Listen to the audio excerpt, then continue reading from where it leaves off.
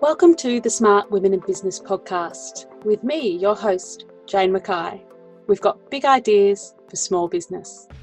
Hello and welcome to the Smart Women in Business vlog and podcast. Today I am talking to Natalie DeBon-Govic, online business manager at Toluca Solutions. Natalie works with a range of businesses, including leadership coaches, business coaches, consultants, small businesses and startups to help them grow their business so they can spend more time doing what they love. Welcome, Natalie. Yay. Hi. Hi. Natalie and I have just been chatting off air like we've known each other for 15 years, which we feel we do, but that's called Instagram friends for you.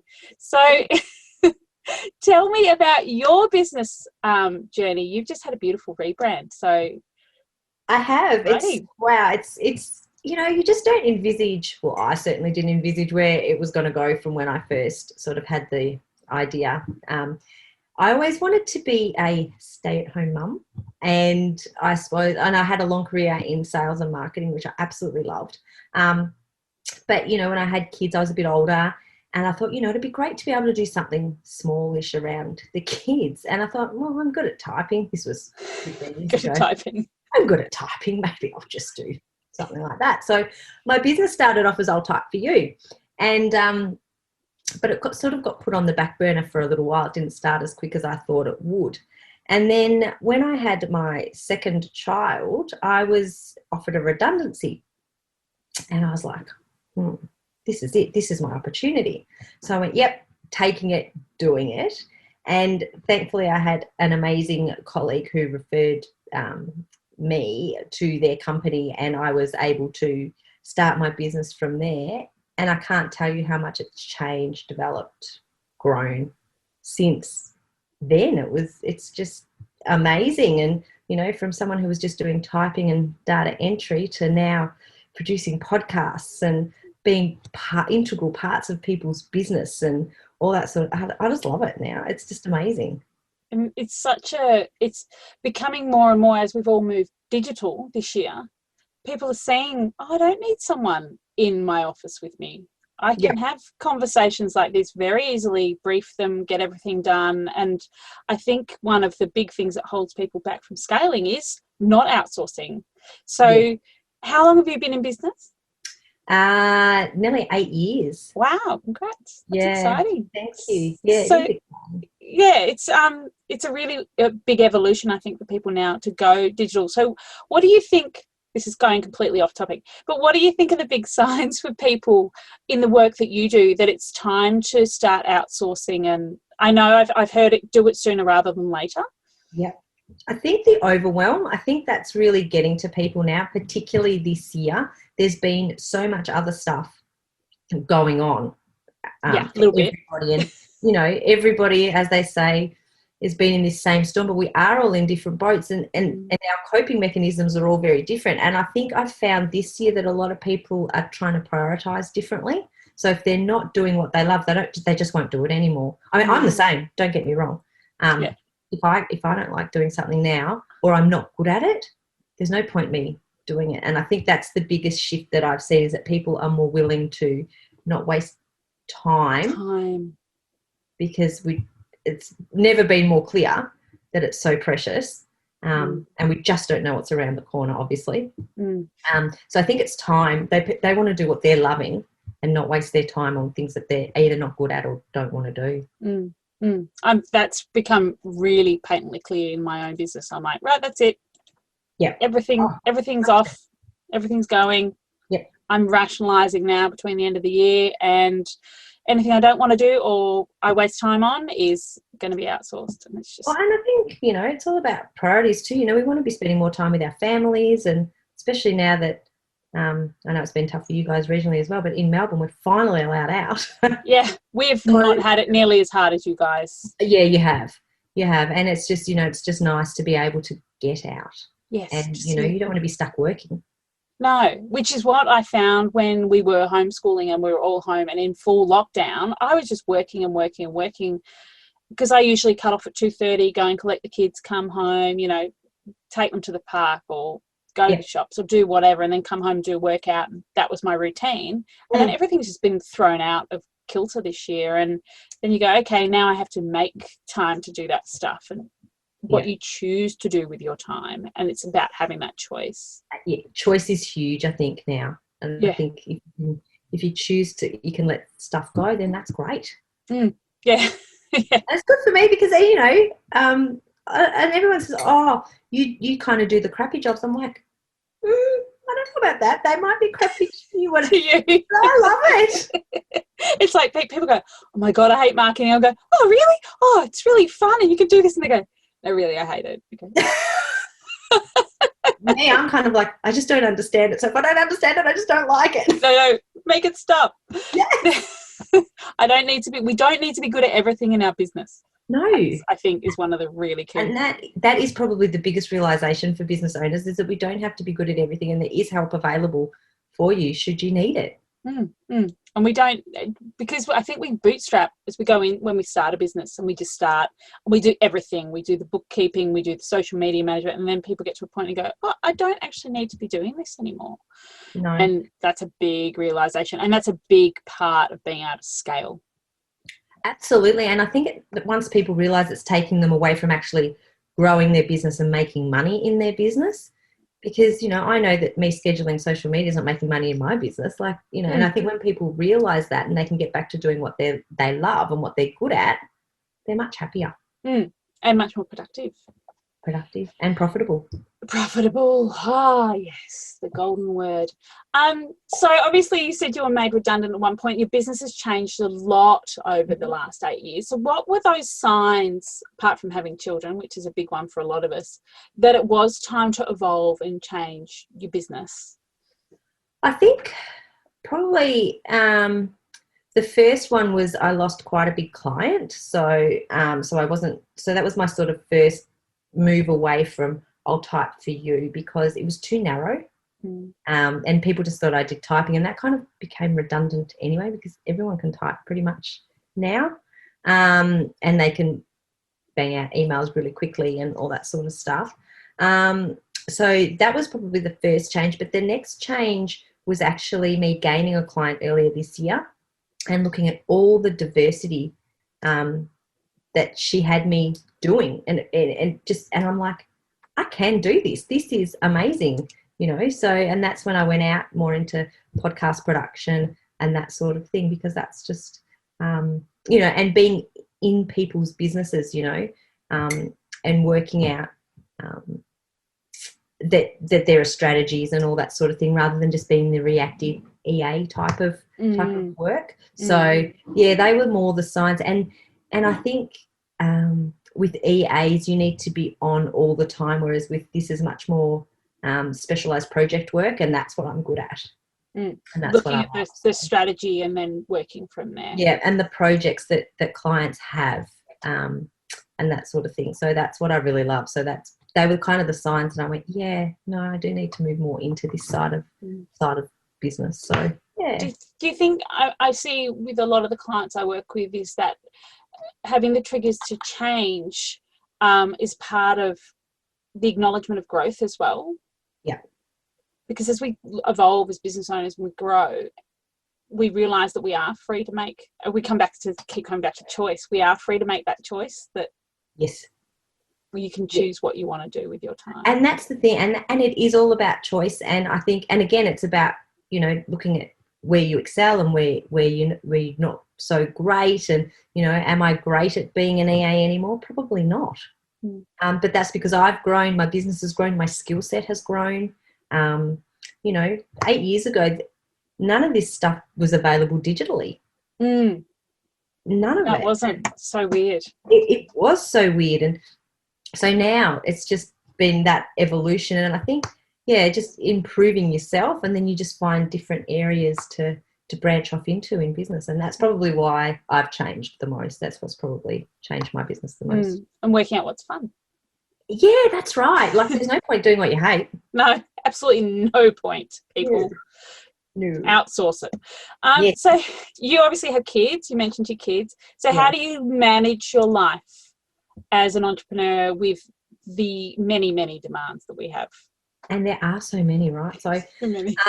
Book week. Yeah, and I've got really sporty kids, so there's Oh, sports gosh. every day of the week. My husband's awesome, so thanks to him, we sort of share a lot of the load. But working hours and being really stringent around those. So if I know I've got a lot on, I'll get up at 6 and I'll start at 6. And then once drop off is done, it's sort of between 9 and 3 is just Flat focus. Yeah. And then look, sometimes there's things that I do need to do afterwards, but there's often times I'll sit in the car at training and tap away or Yep. Yeah. I've spent so many hours at the pool with my iPad. Right. So exactly. So you just do what you need to do, but you have that flexibility to be able to do that. And that's what I think I find I'm fortunate and I'm grateful for that. Yeah. Because and hence why I did have to move my business away from being an EA and being on all the time, which just didn't suit my lifestyle anymore. When I had little, it was fine when they were, an hour or two at kinder, but the rest of the time you were home, it was okay. Yeah. But now that everyone's growing and changing, but that's how I manage it. I don't know how. Well, some days it everyone works, has let that me tell you. Some days are not so great. Some days we drop every ball. I've just given up and I'm like, every day that tuck shop is available, you're having it for the rest of the year. Oh, totally. Totally. Well, our tuck shop's closed, so. Oh, we've got 2 days a week. We're back. But they only take cash. I'm like, anyway. Oh, Should have seen me counting out my 5-cent pieces this morning. They've been sitting around since 1995. It's all right because it took me less time than making lunches. It's interesting because you talk about it's a real privilege to be able to have your own business. Yeah. And I think that being able to go to assemblies, and they call them fellowships at my school, and being able to go, you know what, I'm going to go and I'm not going to start work till 10. But then we do have that flexibility of, I've been known to get up at 5 and work through till 11 o'clock at night when things are really full on. Yeah. But then other days I'm like, 10 till 2, that's fine. I'm going to go off and meditate or go for a run. Good on you. Yeah, it doesn't work very well for me running. But having that flexibility is such a gift. And I think that if we can help more women achieve that, we'll all be a lot happier, because I don't know how people manage school holidays, because it's not something I've ever had to manage around a job. Like, that would be a nightmare. Yeah. And that's true. Like, I never had to worry about school holidays, I suppose, because I started my business before my eldest went to school. But when I was working full time, my mum had my kids. Yeah. Or childcare. So I was very fortunate, but my mum's aging now. She doesn't want to be having kids, little kids during school. I mean, she's amazing, don't get me wrong. Like, she has them all the time, but they don't want to spend all their time with kids. They deserve to be out going on their holidays. Doing their fun stuff. They do. Playing mahjong in my mother's case. What? When they're allowed. Yeah, well, and my mum often goes, away, and that's great for them. They don't want to be tied down to kids. So it's amazing how it gives us the power back to be able to do what we need to do. And I'm incredibly grateful for that. Me too. My mum was meant to go on a cruise yesterday. Oh, no. I know. Sad face. So what does an amazing, great, fabulous day in the office look like for you? What's your favourite things to do? My favourite things, excuse me, podcast. I love podcasts. So I don't do any of the video editing or audio editing. We have an editor that we use. But I love, the organisation of it. If I've got to organise something, I'm in my element. So... You're like the opposite of me. Yeah, absolutely. And, for one client, I actually did quite a few Zoom meetings where I would produce the webinar. So monitor chat and, taking all the screenshots, and that, I love it. Absolutely love it. Oh, I'll remember that.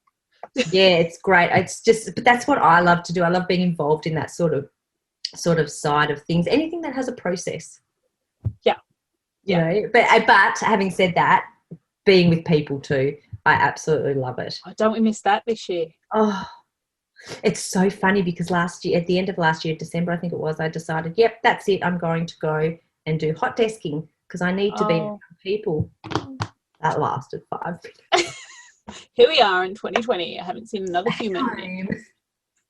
But yeah, so that's what an ideal day looks like for me. Just organising and talking to people and, just being really part of their business. I love the investment that I get out of it, to feel part of something bigger. Yeah. And that's what it's I mean, we do sort of similar. We pop into people's businesses, we do something, and then we pop out again. But you're always part of them. Yeah. I'm always getting I'm just letting you know this has happened, or, my website's done this, or my branding's helped me do this. And it's just such a great feeling. But it's so different to having an actual job. Oh, totally. Because you're working with, I don't know, however many clients at once, 8, 10, 12 clients at the same time. And I'm learning about, at the moment, trademark law, and you're probably the same. You're learning about all these different industries all the time. Oh, all the time. And that's what I love. And even some of my longer term clients that I'm not in and out of, you do get that real connection and that real feeling of belonging, I suppose. Even though you're not in a job in a big company or even a small company where you're with people all the time, you still have that, there's still that connection. And, I really thrive on connection. Yeah. But, and I know a lot of people don't. So that's why I found it initially difficult working from home once the kids were at school, because I was like, I'm so lonely. I'm lonely, need to get out. I'm actually a total introvert, so it works really well. Yeah, well, that's it. But now I'm starting to learn the balance of that too. So yeah, it's I realised how much I love being alone when the kids were homeschooling, and I'm just like, yes, wow, didn't realise how much I valued silence, peace. But what happened for me though, after they went back, I had to turn the TV on in the other room so I could just have some noise. I have my husband here with the world's noisiest keyboard. I keep talking about the keyboard. Right, yeah, my husband was home for a bit too. He's not now. No, mine's gone back because being an architect and working at a home office, they don't go very well together. Oh, really? Yeah, there's no samples. There's no drawing boardy things that they would be very frustrating. It was for him, but anyway, he's gone now. So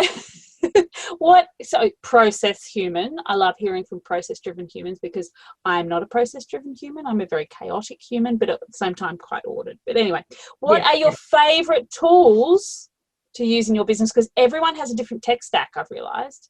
Yeah, I suppose my favourite tools, my laptop, obviously. Like it gives, but having said that, it just gives me the flexibility to be anywhere when I'm working. Anything that can schedule, absolutely love it. So whether it's Calendly or Buffer or Hoot, so anything that I can schedule things and know that everything is in its place, has order, and I'm not chasing my own tail. They're probably anything that's automated that can make life easier. They're my go-to. Automation has changed our lives. Absolutely, it has. You look at a tool like Active Campaign even. Yeah. And, oh my God, that makes automation easy. Like it used to be like you'd have to sit there. It was like figuring out a puzzle, and you're like, oh, if I do this, the if thens and that. And then if this happens and that, I'm like, oh no, breaks my brain. The Active Campaign and things like that just changed it totally. They completely. They made it really accessible, and that's what I found working in web. So I've been working in web sites since whenever I got my master's, I think early 2000s. Right. And that was back when we had to do full HTML, and people stuck with that for such a long time. They made it, you can't access your website because you might break it. And now I'm like completely fighting against that constantly. Yeah, let me know what you want to change on your website. I'll do a video for you. And if you get stuck, and that tech has evolved to a point where anyone can do it. Anyone can learn tech now. And that's the thing. And I think that's what sort of drove people away a lot, because we always thought we were going to break stuff. Yeah. And that's kind of ingrained now. And you're like, oh. What do you mean I can do it? And I had a text from a client this morning and said, can we talk to you about, I'm really scared I'm going to break it. I'm like, tell me what you want to do. I'll show you how to do it. Yeah. And the same, like even with social media scheduling, for example, people are nervous that if they don't put stuff in at this time, on this day, every single, that's changed lives, that people can just do bulk. Yeah. Like, put it in and they can relax. Like, it's just that feeling. It's not going to break. The world's not going to end if I don't post something. You know, all scheduled. It just gives peace of mind. So I think that's why I love those tools, because I like to be able to give my clients peace of mind. And go, it's just like, I have people go, I could do my social media myself, like you. I could do it myself, but it doesn't get done. Yeah. It just doesn't. I just want it done. And that's the difference between when you're first starting out in business and when you're then in a position to scale and go, just do it, please. So, yeah, exactly. Yeah. Exactly. But that can be a tricky place to get to. It is hard, especially for us control freaks, because that delegation has power, but at the same time, you've got to let go that not everything's going to be done exactly how you would do it. And spend as well. How much is it going to cost me? Yeah. And I find that's a massive barrier in terms of delegation. And you've got to know, and that's about having, I always talk about the power of data and having the power of a predictable cash flow in a business, which doesn't come in the early days. Nope. Often, unless you have a really special business. But it takes many of us years and years and years to get to a point where it's predictable and you know that every month you're going to be drawing a salary. Yeah. Yeah. So, but I suppose, but my question to that though is, well, what's it going to cost you not to do it? Exactly. Not to outsource, because if you're spending X amount of hours on something at your hourly rate, what's mine, and it's going to take me a quarter of the time. So you're saving. It is a difficult. It's a difficult thing for many people to map it out like that, because they go, but it's going to cost me dollars, and it's like, well, the dollars you'll be making those because you'll be working with a client. You'll be working. Yeah, it's really tricky. Really tricky. But that's even when I'm now outsourcing. I'm like, how much is it costing me not to do this? Yeah. That's where time audits are really good.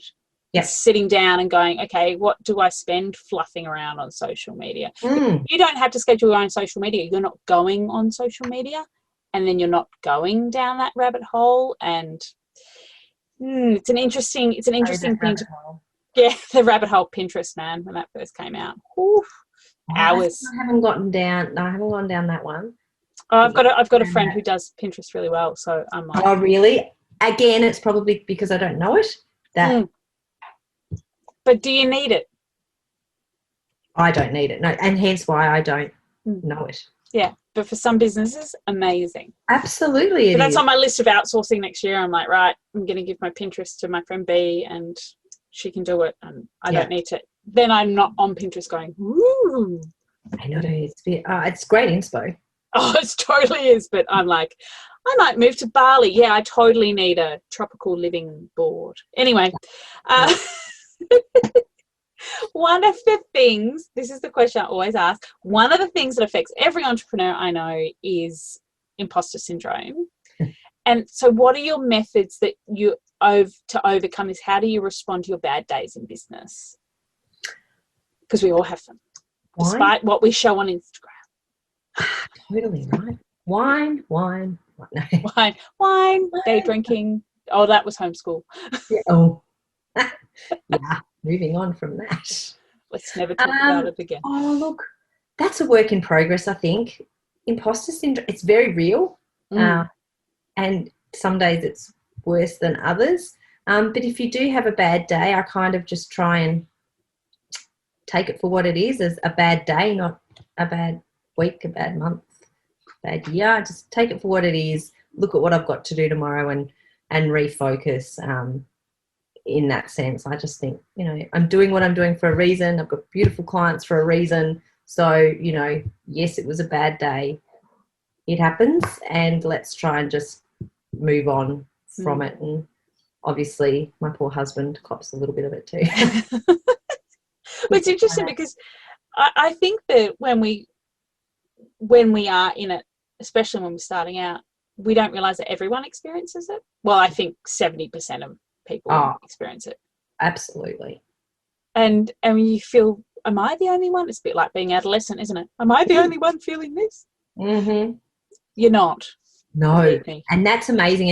And I think as you build your networks, I found networks incredibly important for me. And sort of when I was in sales, I loved my network. I could talk to anyone, but I found myself really isolated when I was working from home, and it was hard to build that up again. But I've made a really conscious effort to do that now, and it honestly pays off. And I think that's probably one of the biggest things with imposter syndrome is build a network.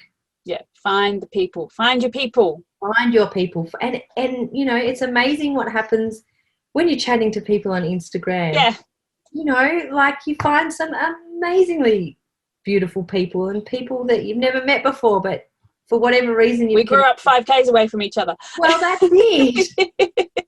Like, you know, and there's this one lady on Instagram, Jules, who she's a makeup artist in Sydney, and I have no real reason to connect with her except that we do. I adore her and we just get along really well. It was just one of those things, so we can bounce off each other as well. Like, it's just, you know, it's amazing. Yeah, it is amazing. I love it. And I love this people in Facebook groups and Instagram that you just... Yes, Facebook groups are awesome.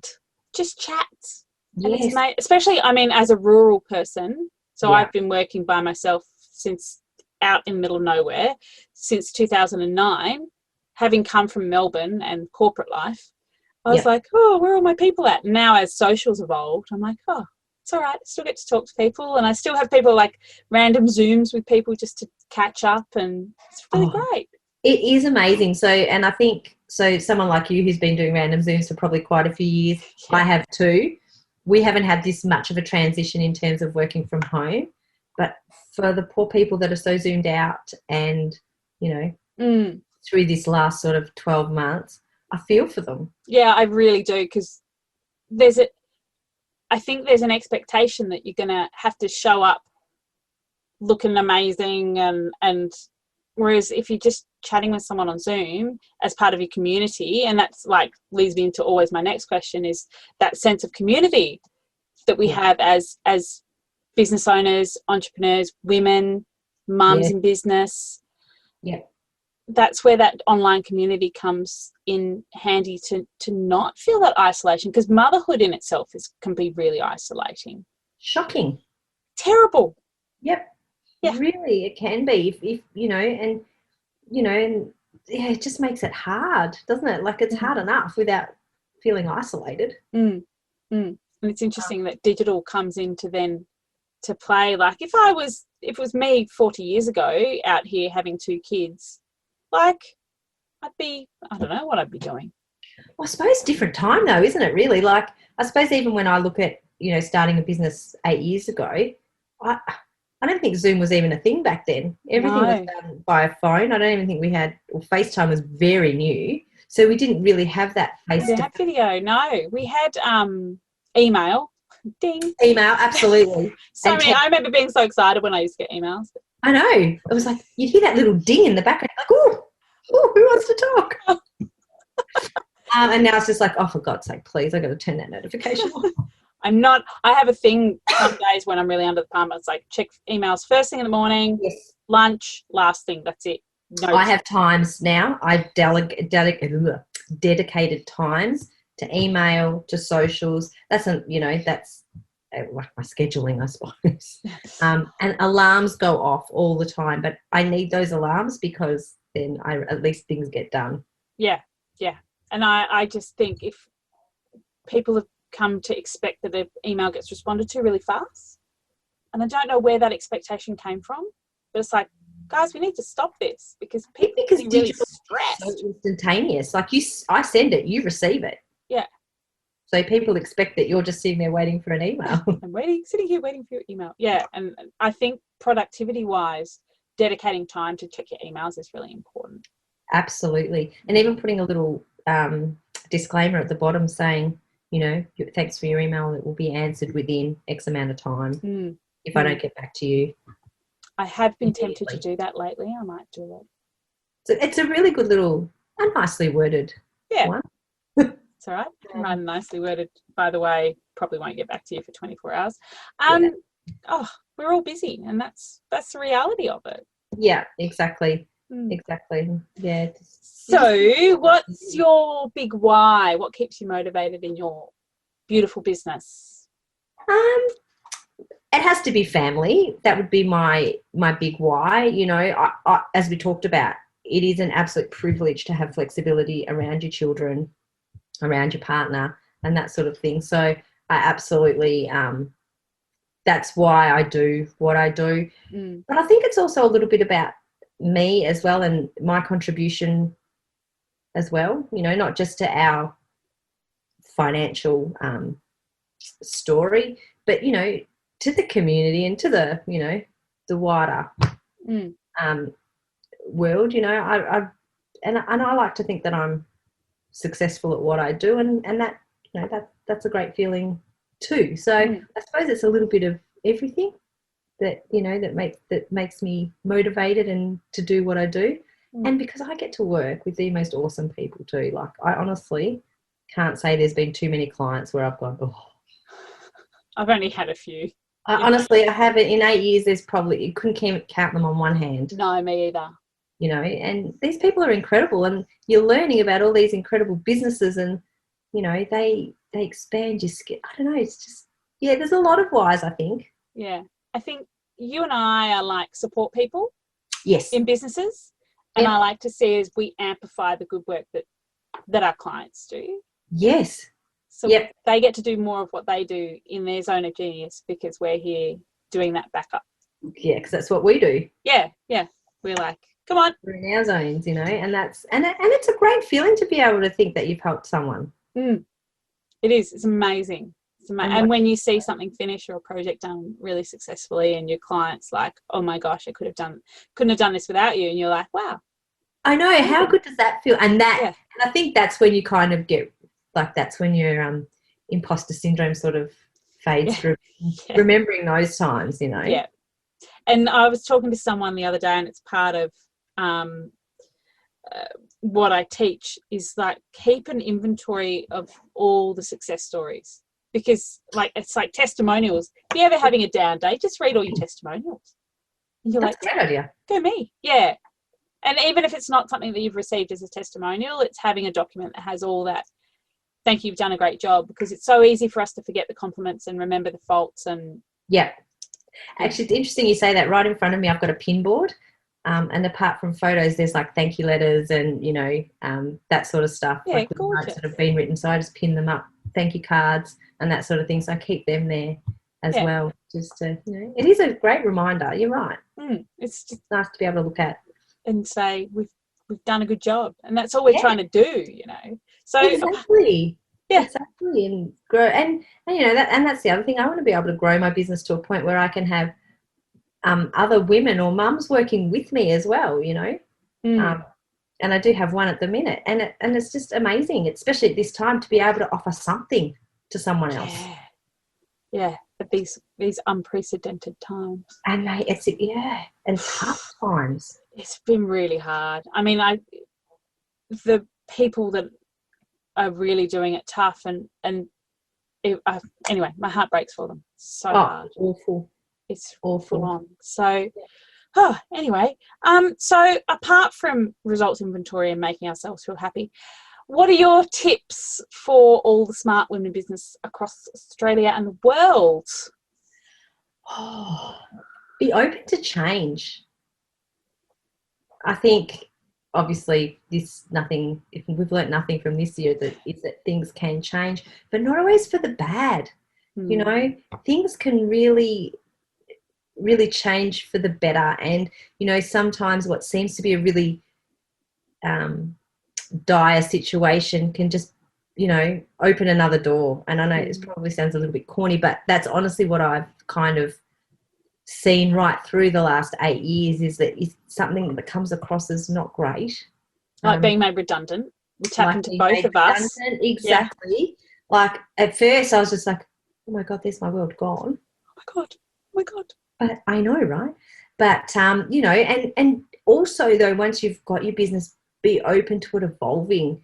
You know, like I said earlier, there is no way I saw my business 8 years ago being where I am today. If you had have told me, I would have laughed and gone, oh, you are ridiculous. Yeah.